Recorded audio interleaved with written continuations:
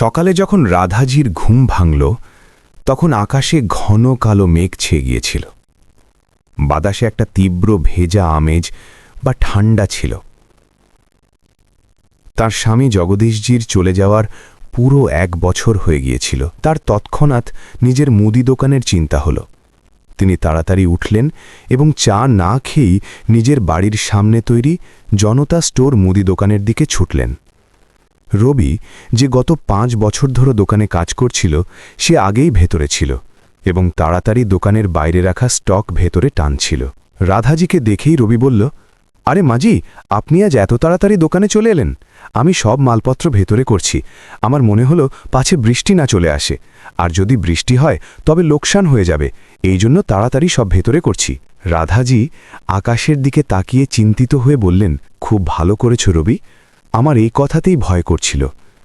রবি, আগে এই চালের বস্তাগুলো ভেতরে করো, ভিজে গেলে সমস্যা হবে।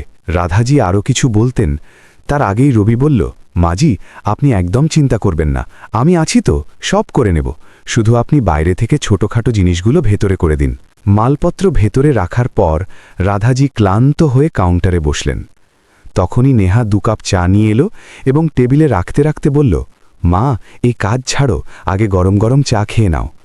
এরপর নেহা চা দিয়ে চলে গেল। নেহা যেতেই রাধাজি বললেন, রবি, আগে চা খেয়ে নাও, না হলে ঠান্ডা হয়ে যাবে। রবিকে চা হাতে ধরিয়ে দিয়ে তিনিও নিজে চা নিলেন। চা নিয়ে রাধাজি দোকানের পেছনের গুদামে গিয়ে বসলেন। তখনই তার নজর সামনে টাঙানো জগদীশজির ছবির উপর পড়ল। তার মনে হলো যেন তার স্বামী জিজ্ঞেস করছেন, রাধা, তুমি কি ক্লান্ত হয়ে গেলে? হৃদয়ে একটা তীব্র যন্ত্রণা অনুভূত হল। ছবিতে মালা জড়ানো ছিল। সেই মালা যেন 1 বছর আগে ঘটা সেই ঘটনার এক মৌন প্রতীক ছিল, যা রাধাজিকে ভেতর থেকে ভেঙে দিয়েছিল। তার চোখ ভরে এলো এবং চোখ দিয়ে জল বইতে লাগল। সেই চোখের জলে কতটা কষ্ট লুকিয়েছিল তা কেউ বুঝতে পারত না। রাধাজি এবং তার স্বামীর স্বপ্ন ছিল মুদি দোকানটিকে সুপার মার্কেট বানানো, এবং সবসময় এটাই ভেবেছিলেন যে নিজের স্বামী এবং ছেলে বউয়ের সাথে সুখের জীবন কাটাবেন।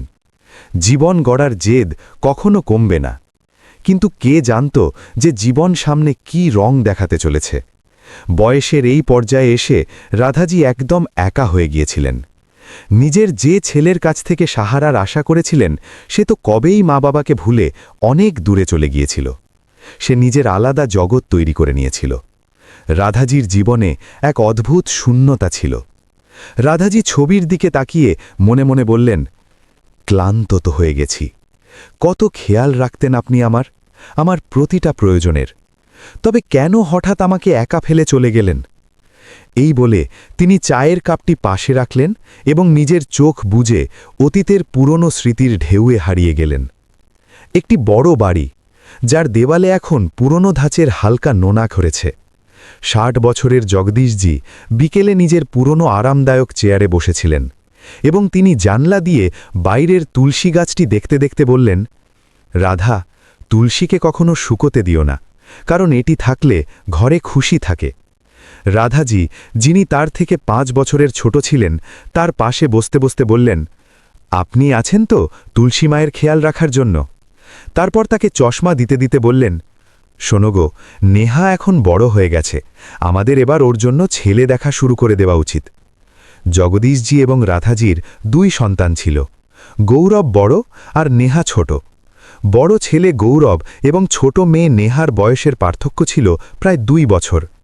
নিজের 2 সন্তানকেই তারা ভালো শিক্ষা দিয়েছিলেন, ভালো লালন পালন করেছিলেন। এখন শুধু একটি কর্তব্য পালন বাকি ছিল, আর তা হল নেহার ধুমধাম করে বিয়ে দেওয়া। জগদীশজি চাইছিলেন তার ছেলে গৌরব তাদের মুদি দোকান সামলাক, কিন্তু গৌরবের এই কাজে কোনো আগ্রহ ছিল না। সে বিদেশে চাকরি করতে চাইত, এমন এক চাকরি যা তার ভবিষ্যৎকে সফল করবে। সে জীবনে উন্নতি করতে এবং এগিয়ে যেতে চাইত। এরপর একদিন যখন তারা দুজনে নিজেদের মধ্যে কথা বলছিলেন, তখনই গৌরব এলো এবং নিজের বাবার কাছে এই ইচ্ছার কথা জানালো। এই শুনেই জগদীশজি বললেন, কিন্তু বাবা, তবে আমাদের দোকান কে সামলাবে? আমি তো ভেবেছিলাম ছেলে বড় হলে তার জোরে আমাদের দোকান উন্নতি করবে। আর বাবা, চাকরি তো চাকরিই হয়। চাকরি করে তুমি শুধু কয়েক হাজার টাকা আয় করবে, যেখানে নিজের দোকান থেকে তুমি 1 মাসেই লাখ লাখ টাকা আয় করতে পারো। বাবার কথা শুনে গৌরবের মুখ থমথমে হয়ে গেল। তার নিজের বাবার পুরনো চিন্তাধারায় আঁকড়ে থাকা পছন্দ হল না এবং সে কিছুটা রেগে বলল, পিতাজি, এটা ১৯৮০ জামানা নয়। আপনি বলছেন চাকরি শুধু কয়েক হাজার টাকা দেবে, কিন্তু আপনি এটা বুঝতে পারছেন না যে একটি মাল্টিন্যাশনাল কোম্পানি থেকে আমি লাখ টাকার প্যাকেজ পাচ্ছি। দোকানে বসে আমি শুধু একটি পাড়াতে সীমাবদ্ধ থাকব, যেখানে বিদেশে গিয়ে আমি পুরো পৃথিবী দেখব এবং শিখব। দোকানদারিতে আমার ভবিষ্যৎ বেশি উজ্জ্বল না এই চাকরিতে। এবার আপনিই বলুন। ছেলের কথা শুনে জগদীশজি নিজের চেয়ারে সোজা হয়ে বসে বললেন, তোমার মা আর আমি কি এই জন্য তোমাকে পড়াশোনা করিয়েছি যে তুমি আমাদের দোকানকে, আমাদের বংশগত পরিচয়কে লাথি মেরে চলে যাবে? বাবা, টাকাই সব নয়। এখানে আমাদের নাম আছে, আমাদের সম্মান আছে। সম্মান? কিন্তু আমারও একটা স্বপ্ন আছে। গৌরব গলা কিছুটা উঁচিয়ে বলল। রাধাজি, যিনি এতক্ষণ চুপচাপ দুজনের কথা শুনছিলেন, তিনি গৌরবের হাত ধরে ধীরে ধীরে বললেন, বাবা, নিজের বাবার সাথে এইভাবে কথা বলতে নেই। তোমার বাবার স্বপ্ন দোকানটিকে সুপারমার্কেট বানানো। তার কি হবে? এখানেই আমাদের সাথে থাকো। গৌরব তার মায়ের দিকে তাকালো। তার চোখে জল ছিল, কিন্তু গৌরব নিজের সিদ্ধান্তে অনড় ছিল। সে নিজের হাতে থাকা খামটি কেবিলের উপর রাখতে রাখতে একটা গভীর শ্বাস নিল এবং বলল, পিতাজি, মা, এখন বিতর্ক করে কোনো লাভ নেই। আমি আর নিতু এখন এখানে থাকতে পারছি না। আমাদের ভিসা হয়ে গেছে আর আমরা টিকিটও কেটে নিয়েছি। আমরা দুদিন পরেই দুবাইয়ের জন্য রওনা হচ্ছি। গৌরবের মুখে এই কথা শুনেই জগদীশজির মুখ ফ্যাকাশে হয়ে গেল এবং রাধাজির হাত থেকে দুধের গ্লাসটি পড়তে পড়তে বাঁচল। জগদীশজি ধরা গলায় জিজ্ঞেস করলেন, কি বলছো তুমি? দুদিন পর? আর তুমি আমাদের জানানোও প্রয়োজন মনে করলে না? এই শুনে রাধাজির চোখ দিয়ে জল গড়িয়ে পড়ল এবং তিনি শুধু এটুকুই বলতে পারলেন, গৌরব, তুই আর বৌমা আমাদের ছেড়ে চলে যাবি? বাড়ির পরিবেশ একদম বদলে গেল। যেখানে কিছুক্ষণ আগে পর্যন্ত হালকা তর্কের উত্তাপ ছিল, এখন তার জায়গা এক ঠান্ডা বিষণ্ণ নীরবতা দখল করে নিল। জগদীশজির মুখে দুঃখের ভাব স্পষ্ট দেখা যাচ্ছিল। তার এই কথাটি সবথেকে বেশি বিঁধছিল যে তার ছেলে এত বড় সিদ্ধান্ত নিল আর তাকে শেষ মুহূর্ত পর্যন্ত অন্ধকারে রাখল। তিনি ধীরে ধীরে চেয়ারের হাতল শক্ত করে ধরলেন এবং চিৎকার না করে অত্যন্ত কঠোর শব্দে বললেন, ঠিক আছে বাবা, যেতে চাইলে যাও। যখন তুমি সিদ্ধান্ত নিয়েই নিয়েছিলে, তখন জিজ্ঞেস করার বা জানানোর নাটক করার দরকার ছিল না। তার গলায় ছেলেকে হারিয়ে ফেলার যন্ত্রণা স্পষ্ট ফুটে উঠছিল। রাধাজির চোখ দিয়ে জল বইছিল, তার ঠোঁট কাঁপছিল। তিনি গৌরবের কাছে গিয়ে বললেন, কিন্তু বাবা, দুদিন এত কম সময়। তুই এটা ভাবলি কিভাবে যে আমরা তোকে এত তাড়াতাড়ি যেতে দেব? তোর ছোট বোন নেহা, তার বিয়ে, আর তারপর আমাদের বার্ধক্য। বাবা, আমরা কার ভরসায় থাকব? গৌরবের জন্য এইসব সহজ ছিল না। সে তার বাবা মায়ের এই অবস্থা দেখে দুঃখ পেল, কিন্তু সে তার স্বপ্নের কাছে বাধ্য ছিল। গৌরব তার মায়ের হাত নিজের হাতে নিল এবং বলল, মা, আপনি এভাবে কাঁদবেন না। এটা আমার ভবিষ্যতের প্রশ্ন। আর নেহার বিয়ে আমি এখানে না থাকলেও সব ব্যবস্থা করব। আপনাদের কোনো কিছুর চিন্তা করতে হবে না। বাবা, টাকার চিন্তা নেই। চিন্তা তো এই যে যখন নেহা বিয়ে করে শ্বশুরবাড়ি চলে যাবে আর আমরা অসুস্থ হব, তখন আমাদের কে দেখবে, কে খোঁজ নেবে? আর ওখানে দুবাইয়ে তোমরা দুজনে একা হবে, ওখানে কেউ আপনজন থাকবে না। জগদীশজি দীর্ঘশ্বাস নিলেন এবং রাধাজিকে বললেন, থাক রাধা, যে যেতে চায় তাকে কেউ আটকাতে পারে না। এ এখন বড় হয়েছে, এ জানে কোনটা সঠিক আর কোনটা ভুল। এরপর এই বলে তিনি রাধাজির হাত ধরে নিজের ঘরে চলে গেলেন। পরের দুদিন ধরে রাধাজি বারবার গৌরবের মন বদলানোর চেষ্টা করতে থাকলেন। তার জন্য নানা রকমের খাবার বানাতে থাকলেন। ওদিকে জগদীশজি নীরব রইলেন। তিনি গৌরবের সাথে কথা বলা প্রায় বন্ধ করে দিয়েছিলেন। কিন্তু প্রতিবার যখন গৌরব প্যাকিং করত, তখন তিনি আড়াল থেকে তাকে দেখতেন। হয়তো নিজের ছেলেকে চোখে ভরে নিতে চাইছিলেন, এই ভেবে যে জানি না আবার কবে দেখা হবে। নেহা যে তার মাসির বাড়িতে গিয়েছিল, সে যখন ফিরে এলো এবং জানতে পারল যে তার ভাই আর বৌদি তাদের ছেড়ে দুবাই যাচ্ছে, তখন তার পায়ের তলা থেকে মাটি সরে গেল। গৌরব আর নিতু তাদের ঘরে মালপত্র প্যাক করছিল। তখনই দরজা খুলল এবং নেহা, যে তখনও ঘোরের মধ্যে ছিল, রাগে ফেটে পড়ে ভেতরে এলো এবং সোজা গৌরবের দিকে তাকিয়ে বলল, আপনি এমনটা কিভাবে করতে পারেন? আপনি জানেন মা আর বাবার কি অবস্থা? তাদের আপনাকে সবথেকে বেশি প্রয়োজন, আর আপনি কিনা বৌদিকে নিয়ে এত দূরে বিদেশ চলে যাচ্ছেন। ভাই, আপনি এত স্বার্থপর কিভাবে হতে পারেন? গৌরব নিজের ব্যাগ মেঝের ওপর রাখল এবং নেহার দিকে তাকিয়ে বলল, নেহা, এটা স্বার্থপর হওয়া নয়, এটা এগিয়ে যাওয়া। তুমি এই কথাটা কেন বুঝছ না? এই সুযোগ আমি বারবার পাবো না। নেহা তার ভাইয়ের কথা কানে তুলল না এবং নিজের বৌদি নিতুর দিকে তাকালো, যে মালপত্র প্যাক করতে ব্যস্ত ছিল। নেহা অনেক আশা নিয়ে নিজের বৌদি নিতুর কাছে বিনতি করল, বৌদি, আপনিই বোঝান না ভাইকে, আপনিই বলুন এটা কি ঠিক? দেখুন মা বাবার মুখটা, প্লিজ আপনারা দুজনে যাবেন না, আমি একা সব কিভাবে সামলাবো? নিতু এক মুহূর্তের জন্য নেহার দিকে একটা তীক্ষ্ণ নজরে তাকালো, যাতে কোনো আবেগ ছিল না, শুধু কঠোর বাস্তবতা ছিল। সে ঠান্ডা গলায় জবাব দিল, নেহা, তুমি কি চাও? তোমার ভাই সারা জীবন এখানে থেকে ডাল চাল বিক্রি করুক? সে কি শুধু তার মা আর বাবার জন্যই বেঁচে থাকবে, নিজের জন্য কিছু করবে না? নেহা কিছু বলতে চাচ্ছিল, তখনই নিতু আবার বলে উঠল, তোমার শুধু নিজের আর মা বাবার চিন্তা, তাদের স্বপ্নের কি কোনো মূল্য নেই? আর আমি কি সেই পথ থেকে আটকে নেব যা তাকে সফলতা দেবে? তোমাকে বিয়ের পরেও এখানে থাকতে হয়তো থাকো, দোকান সামলাও, কিন্তু আমরা আমাদের জীবন গড়তে যাচ্ছি। এই বলে নিতু আবার ব্যাগে জামাকাপড় রাখতে শুরু করে দিল। বৌদির কথা শুনে নেহা পুরোপুরি ভেঙে পড়ল। সে এটা আশা করেনি যে তার বৌদি এভাবে কথা বলবে। এরপর তার মনে হলো আর কিছু বলে কোনো লাভ নেই। এই ভেবে সে নিজের ঘরে চলে গেল। অনেক বারণ করা সত্ত্বেও গৌরব আর নিতু থামল না। মা রাধাজি চোখে জল নিয়ে তাদের জড়িয়ে ধরলেন, বারবার বললেন যেন তাড়াতাড়ি ফিরে আসে। জগদীশজি নীরব দাঁড়িয়ে রইলেন। তিনি নিজের ছেলের দিকে শুধু একবার মাথা তুলে তাকালেন, না আশীর্বাদ দিলেন, না কোনো কথা বললেন। তার মুখে নীরবতা ছিল, কিন্তু হৃদয়ে ছিল ব্যথা। গৌরব আর নিতু চলে যেতেই দরজা বন্ধ হওয়া মাত্র ঘরটা একদম খালি হয়ে গেল। জগদীশজি যেন বড় ধাক্কা খেলেন। তিনি নিজের চেয়ারে ধক করে বসে পড়লেন এবং তার চোখ এক জায়গায় স্থির হয়ে গেল। তার হাত পা একদম অবশ হয়ে গিয়েছিল। রাধাজি নিজের চোখের জল মুছলেন এবং নিজের স্বামীর কাঁধে হাত রেখে বললেন, আপনি কেন চিন্তা করছেন? ওদের যাওয়ার ছিল, চলে গেছে, কিন্তু আমরা একা নই। নেহা আছে না আমাদের কাছে, ও আমাদের খেয়াল রাখবে। জগদীশজি এক গভীর দীর্ঘশ্বাস নিলেন এবং তিনি ধীর স্বরে বললেন, রাধা, মেয়েরা তো পর হয়, তাকে তো আজ না হয় কাল বিয়ে করে শ্বশুরবাড়ি যেতেই হবে। তবে কে থাকবে এখানে আমাদের সাথে? দোকান কে দেখবে? এই ঘর, এই সব কে সামলাবে? তার এই সব কথা দরজার কাছে দাঁড়িয়ে থাকা নেহা শুনে নিল।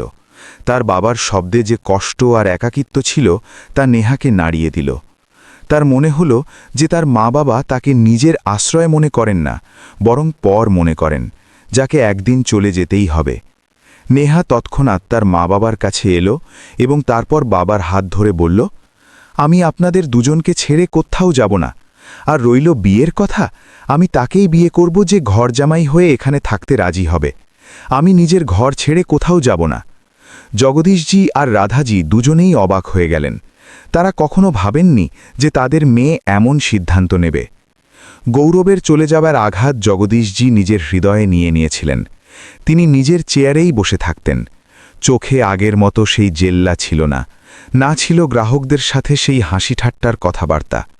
শুধু এক শূন্যতা ছেয়ে থাকত, যেন শরীর দোকানে আছে কিন্তু আত্মা ছেলের সাথে চলে গেছে। শুক্রবার বিকেল ছিল। বরাবরের মতো জগদীশজি দোকানে বসেছিলেন। গ্রাহকদের বেশ ভিড় ছিল। গ্রাহকদের চিৎকার শোনা যাচ্ছিল, 1 কেজি বেসন দিন, রবি তাড়াতাড়ি আমাকে আধা কেজি চিনি দাও, মাজি আমার ধারটা লিখে নিন। রাধাজি বয়স সত্ত্বেও ফুর্তিতে কাজ সামলাচ্ছিলেন এবং রবি গ্রাহকদের মাল ওজন করে দেওয়ায় সাহায্য করছিল। জগদীশজি ক্যাশ কাউন্টারে বসেছিলেন। তার কাজ এখন শুধু টাকা নেওয়া আর হিসাব লেখা, কিন্তু আজ তিনি টাকাও চুপচাপ নিচ্ছিলেন।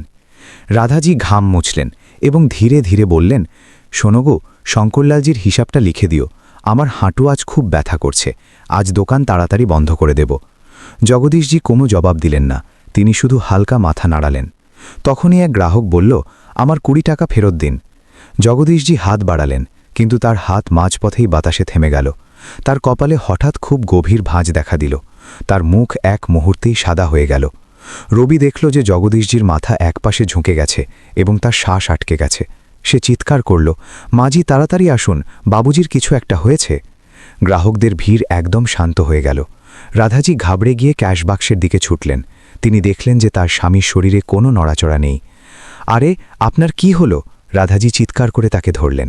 তার হাত কাঁপতে লাগল। তিনি তৎক্ষণাৎ নিজের ফোন বের করে নেহাকে ফোন করলেন।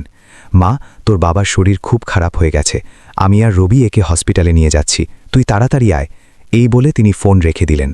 নেহাও পথেই তাজের দেখা পেল। হাসপাতালের সাদা বারান্দায় ভারী নিস্তব্ধতা ছিল, যা রাধাজির কান্নার শব্দে মাঝে মাঝে ভেঙে যাচ্ছিল। তখনই ডাক্তার বাইরে এলেন। তার মুখে ছায়া ফেলা বিষণ্ণতা সবকিছু বলে দিচ্ছিল। তিনি ধীর স্বরে বললেন, আই এম সরি, আমরা পুরো চেষ্টা করেছি, কিন্তু তার খুব বড় হার্ট অ্যাটাক হয়েছিল। রাধাজির কানে যেন বাজ পড়ল। তিনি সেখানেই ঠান্ডা মেঝের ওপর বসে পড়লেন। জগদীশজি তাকে ছেড়ে চলে গিয়েছিলেন। জনতা স্টোরের সেই মজবুত স্তম্ভ আজ ভেঙে পড়েছিল। সাধ্যশান্তি মিটতেই আত্মীয়রা নিজেদের বিছানা গুটিয়ে নিল। যাওয়ার সময় সবাই সহানুভূতি তো দেখাল, কিন্তু কেউ পাশে থাকল না। দেখতে দেখতে 1 বছর কেটে গেল। নেহাকেও তার কলেজের শেষ প্রজেক্টের কাজে কয়েকদিনের জন্য শহরের বাইরে যেতে হলো। সে অনেক বলল যে সে যাবে না, কিন্তু রাধাজি তাকে জোর করে পাঠালেন। বাবা, তোর বাবার স্বপ্ন তোকে পড়াশোনা করতে দেখাও ছিল, তুই যা, আমি সামলে নেব। কিন্তু সামলানো এত সহজ ছিল না। যেদিন রাধাজি জগদীশজিকে ছাড়া প্রথমবার দোকানের তালা খুললেন, তার হাত কাঁপছিল। দোকানের ভেতরে পা রাখতেই তার চারদিকে জগদীশজিকে মনে পড়ল। সেই ক্যাশ বাক্স, সেই চেয়ার, সেই হিসাবের ডায়েরি, সব কিছু তেমনই ছিল, শুধু তিনি ছিলেন না। রবি দোকানে চলে এসেছিল, কিন্তু তার মুখেও সেই উজ্জ্বলতা ছিল না। সে ধীর স্বরে বলল, মাজি, আজ মালপত্র আনাতে হবে, চিনি আর আটার স্টক শেষ হয়ে আসছে। রাধাজি প্রথমবার সেই চেয়ারে বসলেন যেখানে একসময় জগদীশজি বসতেন। বসতেই তার মনে হলো যেন তার কাঁধের ওপর পুরো পৃথিবীর বোঝা চলে এসেছে। তখনই পাড়ার কিছু মহিলা দোকানে এলো। মাল কেনার চেয়েও তাদের কাছে সহানুভূতির কথা বেশি ছিল, কিন্তু সেই কথাগুলোতে এক অদ্ভুত খোঁচা ছিল। একজন ধীর স্বরে জিজ্ঞেস করল, রাধা বোন, এখন একা কিভাবে করবে? ছেলে তো বিদেশে, নেহারও বিয়ে হয়ে যাবে, তারপরেই দোকানের কি হবে? এটা বেচে দিচ্ছ না কেন? রাধাজির কলিজা মুখে চলে এলো। তিনি সেই মহিলাদের দিকে তাকালেন এবং শুধু বললেন, এই দোকান শুধু দোকান নয়, এটা তার স্বামীর স্বপ্নের ভিত। যতক্ষণ শ্বাস আছে একে বিক্রি হতে দেব না। কিন্তু বাস্তবতা খুব কঠিন ছিল। পাইকারি ব্যবসায়ীরা ধারে মাল দিতে ইতস্তত করতে লাগল। তারা সরাসরি রাধাজির সাথে কথা বলার বদলে রবিকে জিজ্ঞেস করতে লাগল, রাধাজি কি হিসাব বুঝতে পারেন? আমাদের টাকা কি ডুবে যাবে? রাতে যখন রাধাজি বাড়ি ফিরতেন তখন পুরো বাড়ি খালি থাকত। রান্নাঘরে বাসনের আওয়াজও তাকে ভয় পাইয়ে দিত। ওদিকে দুবাই থেকে গৌরবের যখনই ফোন আসত, সে দুঃখ ভাগ করে নেওয়ার বদলে এটাই বলতো, মা, আপনি এই বয়সে কেন কষ্ট করছেন? দোকান বন্ধ করে দিন, যে টাকা আছে তা দিয়ে আরাম করুন। আমি নিতুর সাথে কথা বলছিলাম, আমরা ভাবছি সেই দোকানটা বিক্রি করে ওখানে কোনো বিল্ডিং বানিয়ে দেব, ভালো ভাড়া পাওয়া যাবে। রাধাজি তখন অনুভব করলেন যে জগদীশজি সঠিক ছিলেন। ছেলের কাছে পৈতৃক পরিচয়ের চেয়ে নিজের উন্নতি বেশি প্রিয় ছিল। নেহার ফিরে আসতে আরও 10 দিন বাকি ছিল। সেই 10 দিনে রাধাজি সেই কষ্ট এবং একাকিত্ব অনুভব করেছিলেন যার কথা তিনি কখনো কল্পনাও করেননি। তিনি স্মৃতির সেই গভীর আবর্তে ডুবে যাচ্ছিলেন, তখনই বাইরে মেঘ গর্জনের এক বিকট শব্দ হল। বিদ্যুতের সেই চমক রাধাজির অতীতের জানালা এক ঝটকায় বন্ধ করে দিল। তিনি চমকে উঠলেন এবং তার তন্দ্রা ভাঙল। তিনি চোখ খুললেন এবং দেখলেন যে তিনি এখনও দোকানের সেই পেছনের গুদমেই বসে আছেন। সামনের টেবিলে রাখা চা পুরোপুরি ঠান্ডা হয়ে গিয়েছিল এবং তার ওপর স্বরের এক পাতলা আস্তরণ জমে গিয়েছিল। জানলার বাইরে এখন জোরে বৃষ্টি শুরু হয়ে গিয়েছিল। টিনের চালের ওপর বৃষ্টির ফোঁটা পড়ার শব্দ এত তীব্র ছিল যে গুদামের নীরবতা কোথাও হারিয়ে গিয়েছিল। রাধাজি এক দীর্ঘশ্বাস নিলেন এবং তার চোখের কোণে জমে থাকা জল শাড়ির আঁচল দিয়ে মুছলেন। তিনি জগদীশজির সেই ছবির দিকে তাকালেন যেটিতে এখন মালা চড়ানো ছিল। 1 বছর কেটে গিয়েছিল সেই একাকিত্ব, সেই অবজ্ঞা এবং সেই সংগ্রামের মধ্য দিয়ে, যা তিনি এবং নেহা মিলে সহ্য করেছিলেন। এখনও তিনি এইসব ভাবছিলেন, তখনই গুদামের দরজায় নেহা এসে দাঁড়াল। সে দেখল যে তার মায়ের চোখ লাল হয়ে আছে। সে বুঝে গেল যে মা আবার সেই গলিতে হারিয়ে গেছেন যেখানে শুধু কষ্ট ছিল। নেহা কাছে এসে রাধাজির কাঁধে হাত রাখল এবং খুব ভালোবেসে বলল, মা, তুমি আবার এখানে এসে বসে পড়লে? চা তো তুমি খাওনি, একদম ঠান্ডা হয়ে গেছে। চলো, বাইরে চলো। গ্রাহকদের ভিড় বাড়তে শুরু করেছে আর রবি একা সামলাতে পারছে না। রাধাজি নেহার দিকে তাকালেন। এ সেই নেহা যে 1 বছর আগে শ্মশানে মুখাগ্নি দিয়ে সমাজের শেকল ভেঙেছিল এবং নিজের ভবিষ্যতের কথা চিন্তা না করে মায়ের হাত ধরেছিল। রাধাজি মুখে এক ফ্যাকাশে কিন্তু দৃঢ় হাসি ফুটিয়ে উঠলেন। তিনি চায়ের কাপ একপাশে রাখলেন এবং বললেন, চল মা, আমি জাস্তাস ছিলাম, তুই ঠিকই বলেছিস, কাজই আমাদের বাঁচিয়ে রাখে। যেমনই তারা গোদাম থেকে বেরিয়ে কাউন্টারের দিকে এগোলেন, তিনি অনুভব করলেন যে যদিও জগদীশজি সাথে ছিলেন না এবং ছেলে পর হয়ে গিয়েছিল, কিন্তু এই জনতা স্টোরের প্রতিটি ইঁটে আজও জগদীশজির সেই স্বপ্ন ধুকপুক করছে, যা এখন রাধাজি এবং নেহা মিলে পূরণ করছেন। বৃষ্টি প্রবল ছিল, কিন্তু রাধাজির মনের কুয়াশা এখন কেটে গিয়েছিল। 1 মাস পর এক সোনালি সন্ধ্যায় রাধাজি বাড়ির আঙিনায় তুলসী গাছে প্রদীপ জ্বালাচ্ছিলেন এবং তার শিখার দিকে তাকিয়ে তিনি আবার সেই পুরনো স্মৃতিতে হারিয়ে যেতেই যাচ্ছিলেন। তখনই বাড়ির সদর দরজা খোলার শব্দ হলো এবং নেহা ভেতরে এলো। তার হাতে একটা খাম ছিল। সে খুশি হয়ে চিৎকার করতে লাগলো, মা, কোথায় তুমি? রাধাজি আঙিনা থেকে ভেতরে এলেন। এখানে মা, কি হয়েছে? আজ বড় তাড়াতাড়ি বাড়ি চলে এলি। নেহা তার মায়ের চোখের দিকে তাকালো এবং ঝটপট এগিয়ে গিয়ে রাধাজিকে জড়িয়ে তোল। পারল একটা খাম তাদের চোখের সামনে ধরল। মা, সুখবর আছে, ব্যাংক থেকে আমাদের লোনের চিঠি এসে গেছে, আমাদের প্রজেক্টে সবুজ সংকেত মিলেছে। নেহার গলা খুশিতে কাঁপছিল। রাধাজি চশমা পরে সেই কাগজটা দেখলেন। যদিও তিনি কারিগরি বিষয়গুলো খুব একটা বুঝতেন না, কিন্তু অ্যাপ্রুভড শব্দটা দেখে তার মুখ উজ্জ্বল হয়ে উঠল। নেহা তাকে টেনে নিয়ে সেই খালি আরামদায়ক চেয়ারটার কাছে নিয়ে গেল যেটিতে একসময় জগদীশজি বসতেন। সে তার মাকে সেই চেয়ারে বসালো এবং নিজে তার হাঁটুর কাছে মেঝেতে বসে পড়ল। মা, নেহা তার হাত ধরে বলল, আজ থেকে ঠিক 3 মাস পর আমাদের পুরনো জনতা স্টোরের জায়গায় এক আলিশান সুপারমার্কেট দাঁড়িয়ে থাকবে। সেই স্বপ্ন যা পিতাজি দেখেছিলেন, এখন আমাদের কারোর কাছে হাত পাতার দরকার নেই, আর ভাইয়ের অভাব অনুভব করারও দরকার নেই। রাধাজি সামনের দেওয়ালে টাঙানো জগদীশজির ছবির দিকে তাকালেন। প্রদীপের হালকা আলোয় ছবিটা এমন লাগছিল যেন জগদীশজি সত্যি হাসছেন। রাধাজি ধরা গলায় বললেন, আজ যদি তিনি থাকতেন তবে তোকে বুকে টেনে নিতেন নেহা। তিনি সবসময় বলতেন যে ছেলে দোকান সামলাবে, কিন্তু তিনি কি জানতেন যে তার মেয়েই তার আসল উত্তরাধিকারী হবে? নেহা তার মায়ের কাঁধে মাথা রাখল এবং বলল, পিতাজির স্বপ্ন এখন খুব শীঘ্রই পূরণ হবে মা, আর আমরা গৌরব ভাইয়াকেও দেখিয়ে দেব যে দোকানটাকে তিনি ছোট মনে করেছিলেন তা আজ এই শহরের পরিচয় হতে যাচ্ছে। সেই সন্ধ্যায় সেই পুরনো বাড়ির নোনা ধরা দেওয়ালে এক নতুন আশার সুবাস ছিল। তুলসীর সেই গাছটি আজ আগের চেয়ে বেশি সবুজ আর প্রাণবন্ত লাগছিল। বাড়ির রান্নাঘরে বহু বছর পর খাবারের সুবাস আসছিল। রাধাজি জগদীশজির পছন্দের পায়েস বানিয়েছিলেন। মনে হচ্ছিল যেন বাড়ির দেওয়াল থেকে বিষণ্ণতার আস্তরণ সরে যাচ্ছে। নেহা ড্রয়িং রুমে বসে সুপারমার্কেটের নকশা দেখছিল, আর রাধাজি এক দৃষ্টে তাকে দেখছিলেন। তখনই নেহার ফোনে ঘণ্টি বাজল। স্ক্রিনে গৌরবের নাম জ্বলছিল। রাধাজি আর নেহা দুজনেই এক মুহূর্তের জন্য থমকে গেলেন। কয়েক মাস ধরে গৌরবের কোনো খোঁজ খবর ছিল না। নেহা ফোন তুলল এবং যেমনই হ্যালো বলল, ওপাশ থেকে গৌরবের গলা শোনা গেল, যে বেশ চিন্তিত এবং তাড়াহুড়ায় আছে বলে মনে হচ্ছিল। নেহা, মা কোথায়? আমাকে এক্ষুনি কথা বলতে হবে। গৌরবের গলায় না কোনো কুশল বিনিময় ছিল, না কোনো ভালোবাসা। রাধাজি ফোন হাতে নিলেন।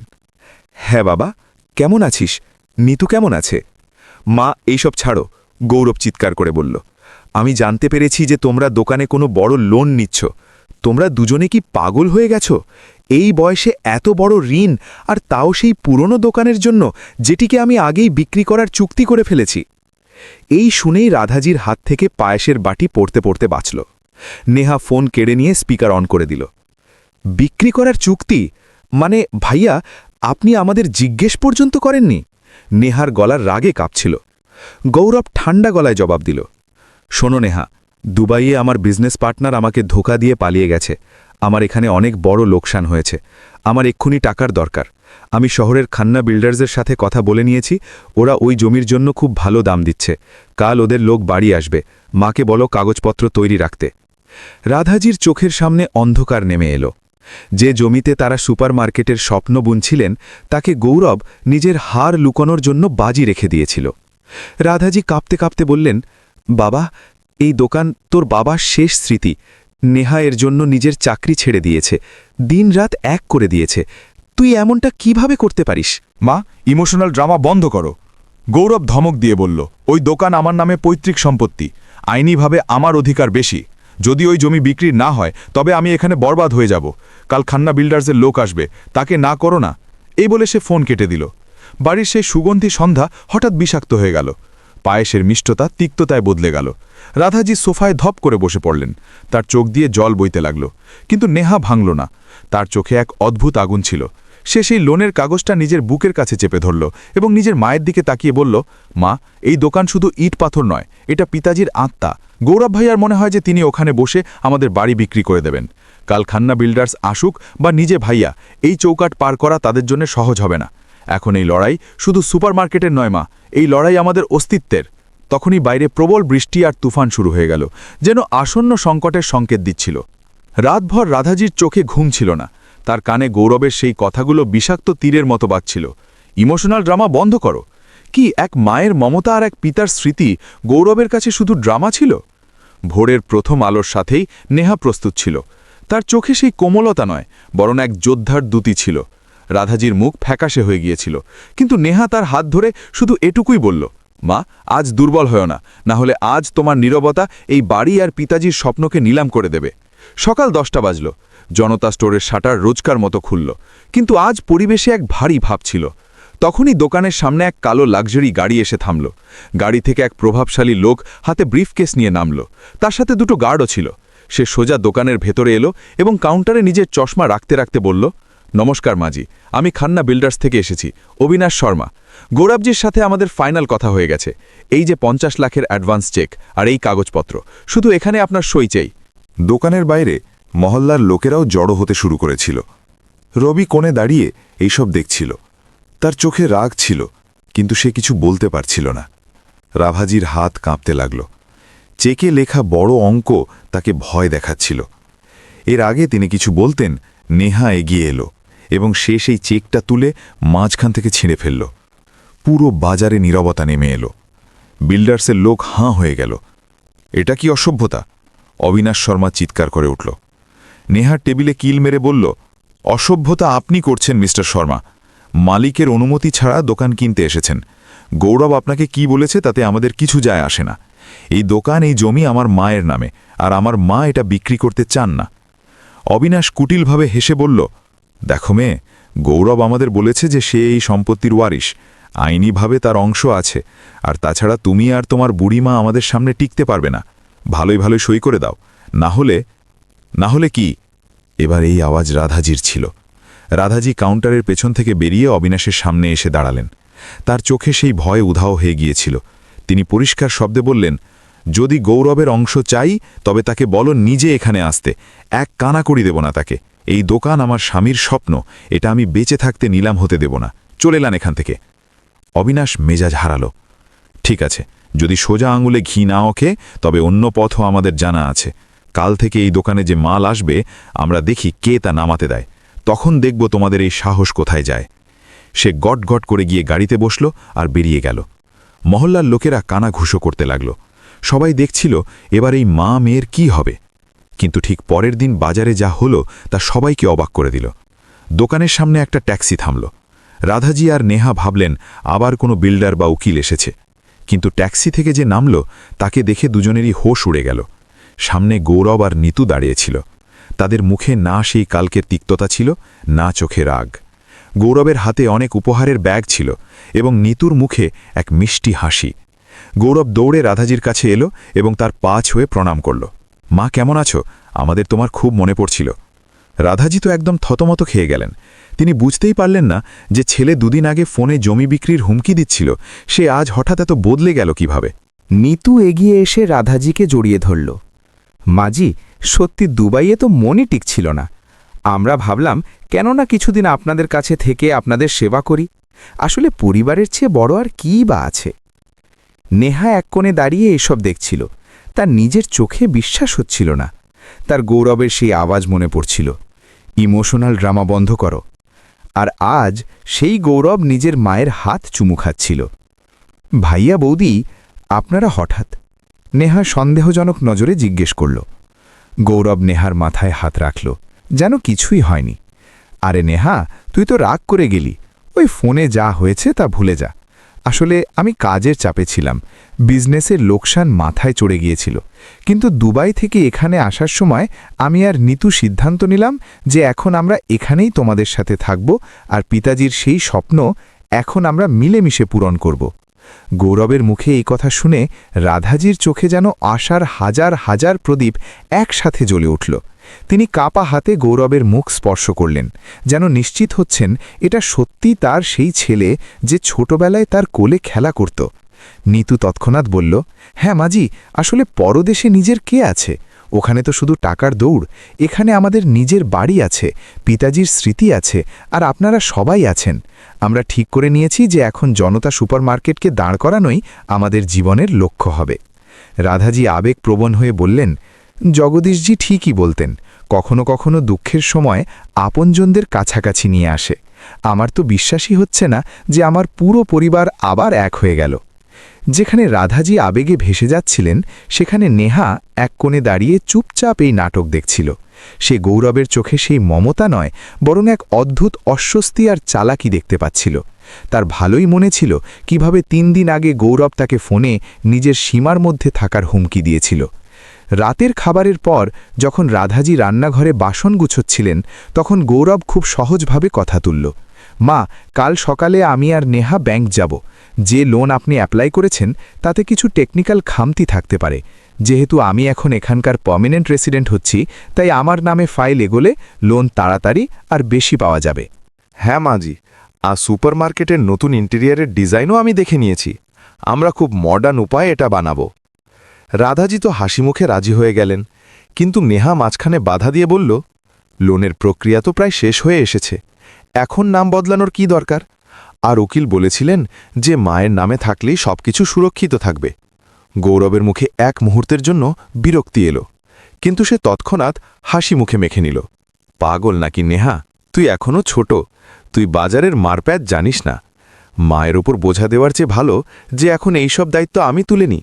আসলে আমি তো এই বাড়ির ছেলে।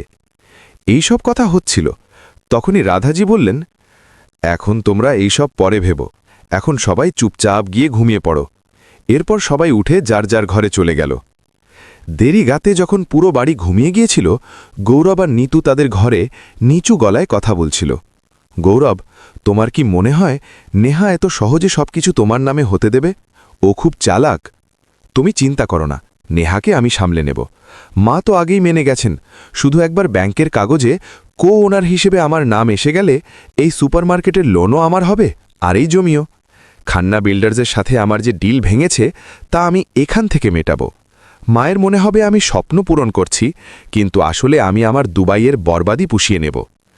বাইরের গ্যালারিতে দাঁড়িয়ে থাকা নেহা গৌরবের আওয়াজ শুনতে না পেলেও ঘর থেকে আসা ফিসফাস তার ভয়কে নিশ্চিত করে দিয়েছিল। পরের কয়েকদিন বাড়িতে এক অদ্ভুত নাটক চলতে থাকল। গৌরব আর নিতু বাড়ির কাজে হাত লাগানো শুরু করে দিল। গৌরব রোজ সকালে উঠে দোকানে যেত, রেজিস্টার দেখত, আর রবির সাথে এমনভাবে কথা বলতো যেন দোকানের খুব চিন্তা তার। রাধাজি তো খুশিতে আত্মহারা। তার মনে হচ্ছিল যে তার উজাড় হয়ে যাওয়া সংসার আবার বসতি ফিরে পেয়েছে। এক বিকেলে যখন ব্যাংক থেকে খবর এলো যে লোনের প্রথম এবং বড় কিস্তি অ্যাকাউন্টে পাঠিয়ে দেওয়া হয়েছে, তখন গৌরবের মুখে এক উজ্জ্বলতা এলো যা খুশির নয়, বরং লোভের ছিল। রাতের নিস্তব্ধতায় যখন রাধাজি আর নেহা ঘুমোচ্ছিলেন, গৌরব আর নিতু তাদের ঘরে ফিসফাস করছিল। গৌরব, টাকা অ্যাকাউন্টে এসে গেছে, এখন আমাদের আর দেরি করা উচিত নয়। যদি একবার কনস্ট্রাকশন শুরু হয়ে যায় আর টাকা ভেন্ডারদের কাছে চলে যায়, তবে আমাদের হাতে কিছু আসবে না। আমি জানি নিতু, মা আমাকে ভরসা করে চেক বই আর নেট ব্যাংকিংয়ের পাসওয়ার্ড দিয়ে দিয়েছেন, যাতে আমি ঠিকাদারদের পেমেন্ট করতে পারি। তারা কি জানেন যে আমি এই সব টাকা নিজের পার্সোনাল অ্যাকাউন্টে ট্রান্সফার করে কাল রাতের ফ্লাইটে আবার দুবাই চলে যাব? এখানে কোনো সুপারমার্কেট হবে না, শুধু একটা খালি ধ্বংসস্তূপ পড়ে থাকবে। আর নেহা, ও আমাদের ওপর নজর রেখেছে। তাকে কাল কোনো অজুহাতে শহরের অন্য প্রান্তে কাজের জন্য পাঠিয়ে দেব। ও যখন ফিরবে আমরা হাওয়া হয়ে যাব। নিজেরই বাড়িতে চুরি করতে খারাপ তো লাগছে, কিন্তু দুবাইয়ে আমার দেনা আমাকে জেলে পাঠিয়ে দেবে, তাই আমাকে এই কাজ যেভাবেই হোক করতে হবে। পরের দিন সকালে গৌরব খুব আদর্শ ছেলে সেজে সামনে এলো। মা, আজ শুভ মুহূর্ত, আমি ঠিকাদারদের অ্যাডভান্স দেওয়ার জন্য ব্যাংক থেকে সব ব্যবস্থা করে নিয়েছি। নেহা, তুই একটু ওই পুরনো সাপ্লায়ারের কাছে গিয়ে হিসাব ক্লিয়ার করে আয়।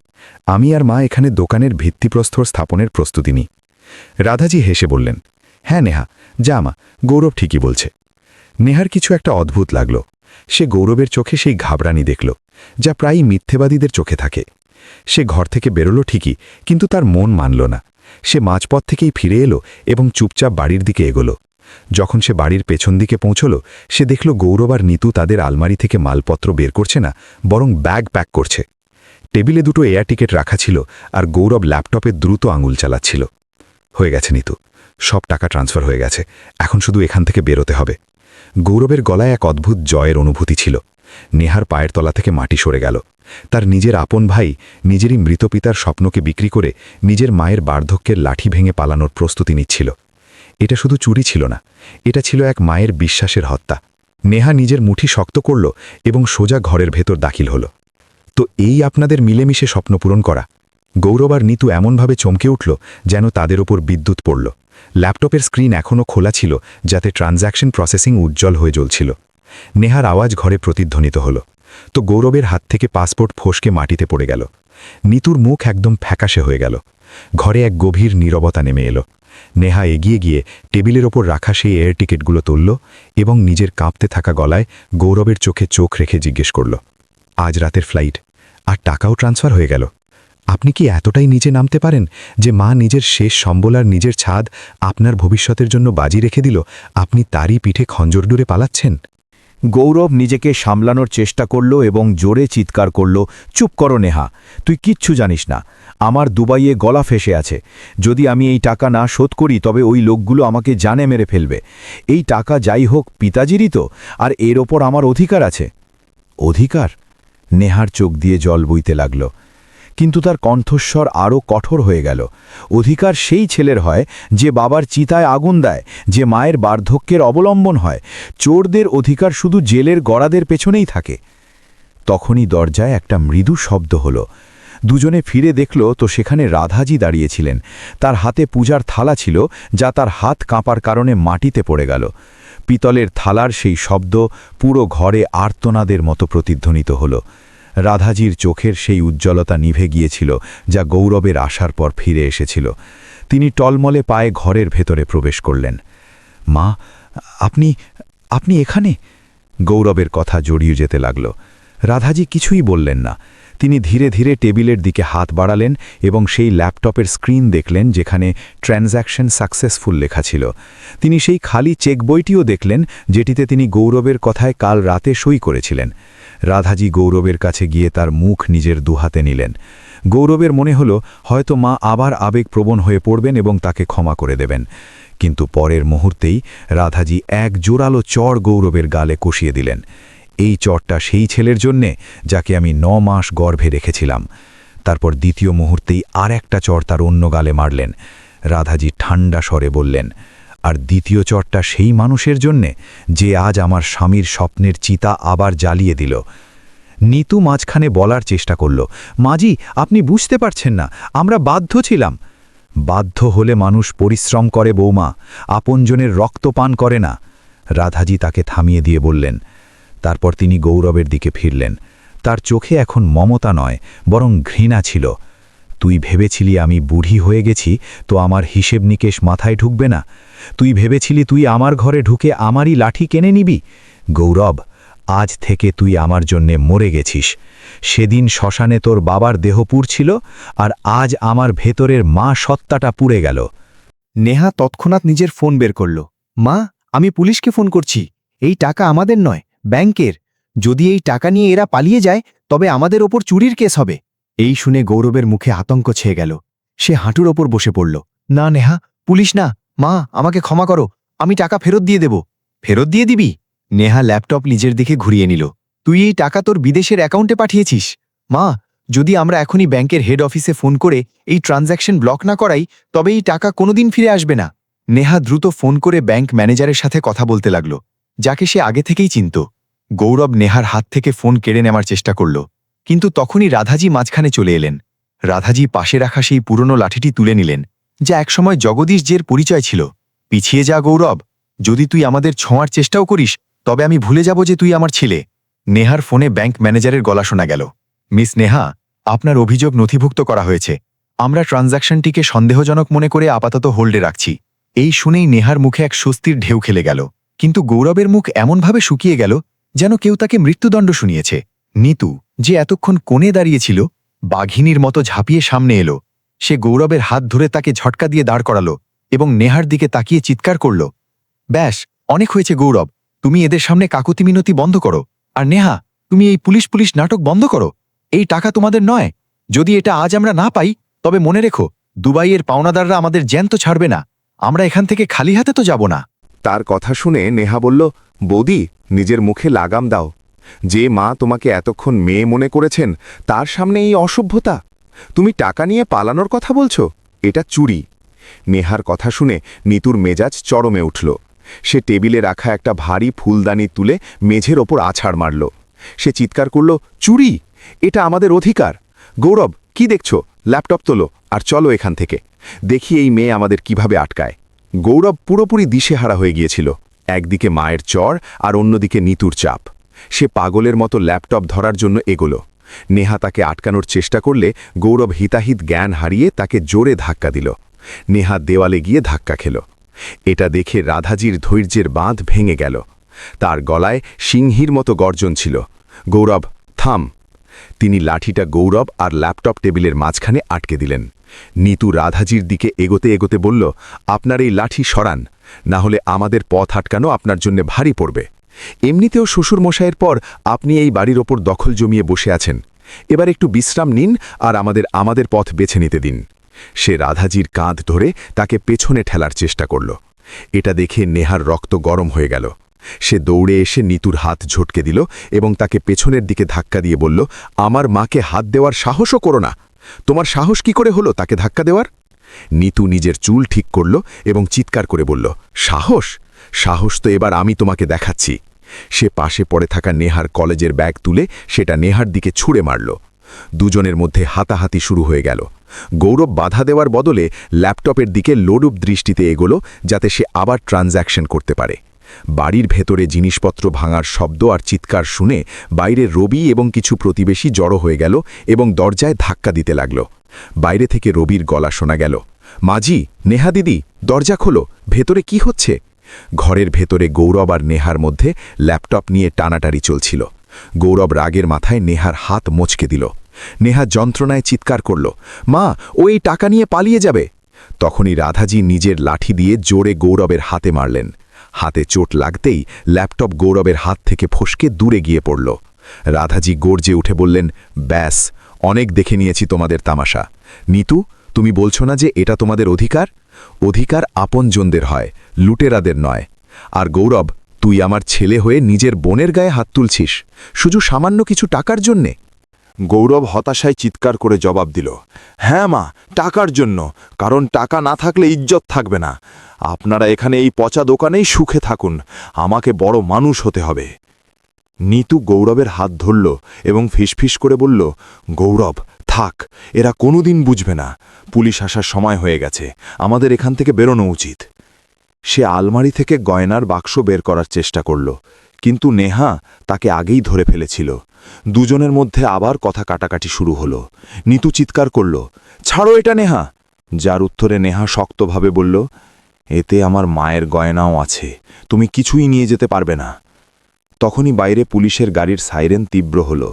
সাইরেনের শব্দ শুনেই গৌরব আর নিতুর মুখ ফ্যাকাশে হয়ে গেল। গৌরব হতাশায় ল্যাপটপ আছাড় মারল এবং নেহার দিকে আঙ্গুল উঁচিয়ে চিৎকার করতে লাগল, এটা তুই ভালো করলি না নেহা, নিজের আপন ভাইকে জেলে পাঠাবে তুই? এই শিখিয়েছেন মা বাবা তোকে? দুনিয়া তোর মুখে থুতু দেবে যে তুই এক ভাইকে গড়াদের পেছনে পাঠিয়ে দিলি। নিতুও সুযোগ বুঝে রাধাজির দিকে ফিরে বিষাক্ত স্বরে বলল, দেখে নিন মাজি, আপনার আদরের মেয়েকে। এর আপনার আর আপনার বংশের ইজ্জতের কোনো তোয়াক্কা নেই। শুধু একে তো এই সম্পত্তি নিজের নামে করাতে হবে, তাই আমাদের ওপর চুরির অপবাদ দিচ্ছে। যদি গৌরব জেলে যায় তবে মনে রাখবেন, সমাজে মুখ দেখানোর যোগ্য থাকবেন না আপনি। নেহা পুলিশকে ভেতরে ডাকার জন্য দরজার দিকে এগোলে গৌরব দৌড়ে তার পথ আটকাল। তার চোখে এখন ভয় আর পাগলামি ছিল। সে বলল, থাম নেহা, এখনও সময় আছে, পুলিশকে বাইরে থেকেই ফিরিয়ে দে, বলে দে এটা আমাদের নিজেদের ব্যাপার। আমি কথা দিচ্ছি আমি এখান থেকে চলে যাব আর কোনো দিন নিজের মুখ দেখাবো না, কিন্তু যদি তুই দরজা খুলিস তবে আমার চেয়ে খারাপ কেউ হবে না। খারাপ তো তুমি হয়েই গেছো ভাইয়া, নেহা শান্ত স্বরে বলল, আর এখন আমি তোমার হুমকিতে ভয় পাই না। যে নিজের বাবার স্বপ্ন নিলাম করতে পারে সে আমার ভাই হতেই পারে না। গৌরব রাগে পাশে পড়ে থাকা একটা কাঁচের জগ তুলে মেঝেতে আছাড় মারল।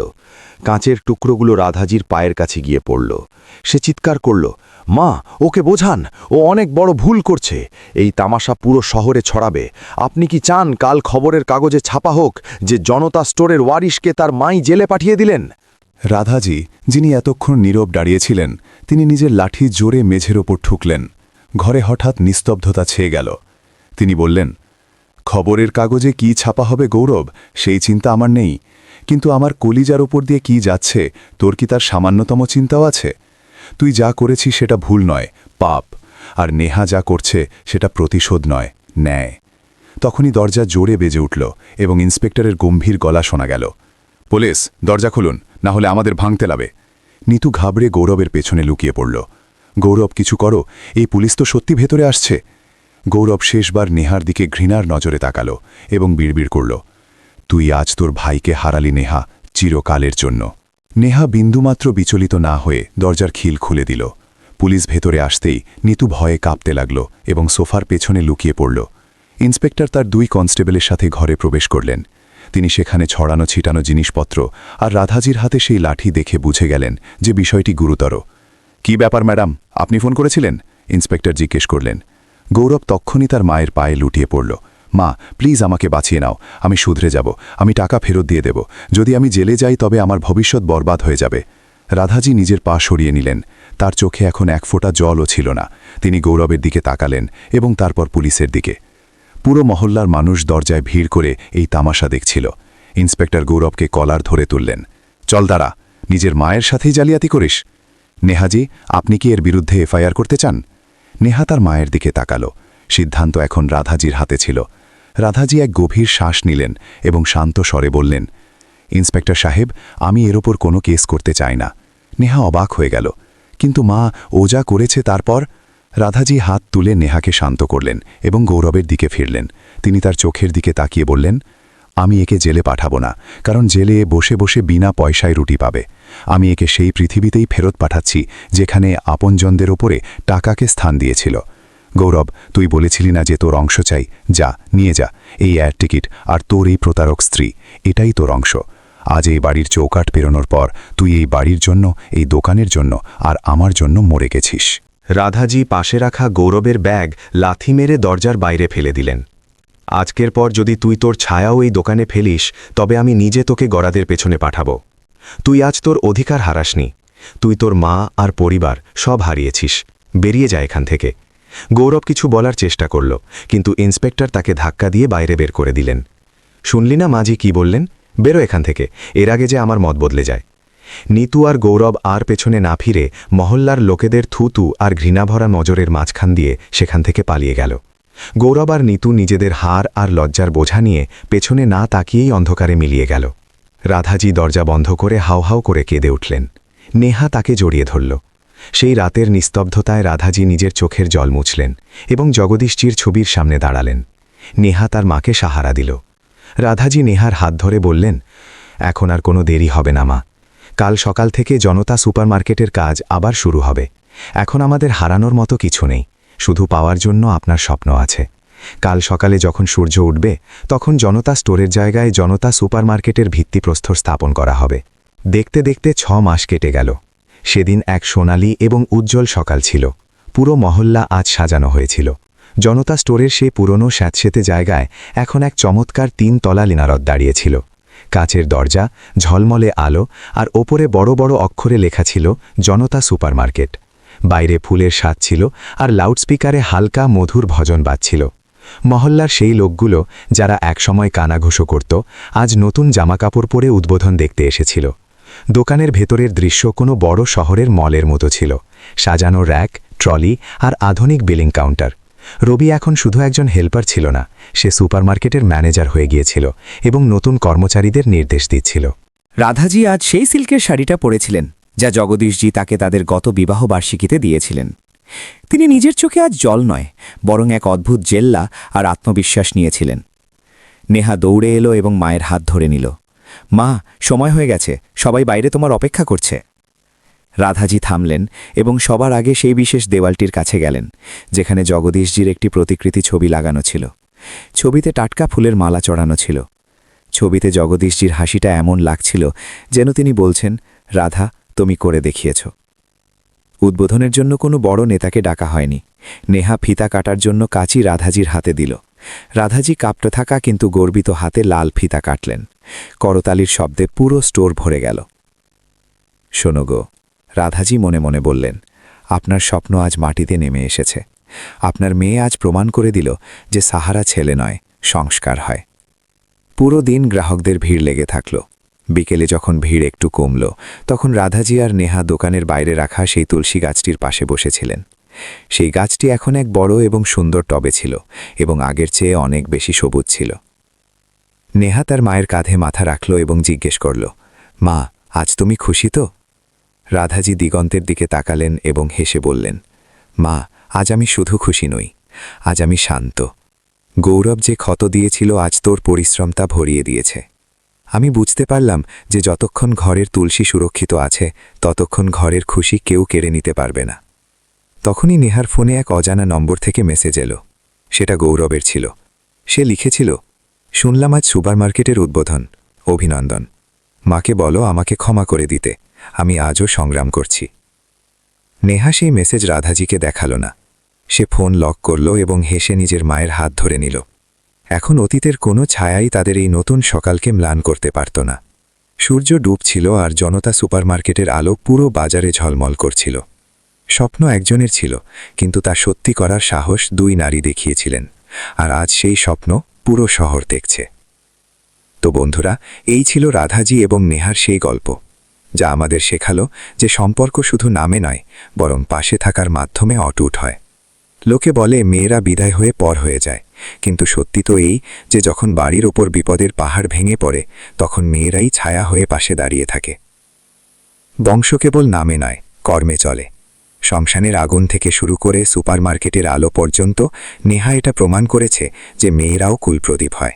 মেয়েরা বোঝা নয়, তারা সেই বিশ্বাস যারা ভেঙে যাওয়া স্বপ্নকে আবার সাজিয়ে তোলে। পিতার সম্মান আর মায়ের মান এই মেয়েরাই মরার আগে পর্যন্ত বজায় রাখে। যদি এই গল্পটি আপনার হৃদয় ছুঁয়ে থাকে এবং আপনিও বিশ্বাস করেন যে মেয়েরা বাড়ির গৌরব হয়, তবে এই ভিডিওটি লাইক অবশ্যই করবেন এবং চ্যানেলটিকে সাবস্ক্রাইব অবশ্যই করবেন। সাথে বেল আইকন টিপতে ভুলবেন না, যাতে আমাদের প্রতিটা গল্প সবার আগে আপনার কাছে পৌঁছায়। দেখা হচ্ছে এরকমই আরেকটা আকর্ষণীয় গল্পে। ততক্ষণ নিজের আর নিজের আপনজনদের খেয়াল রাখুন। ধন্যবাদ।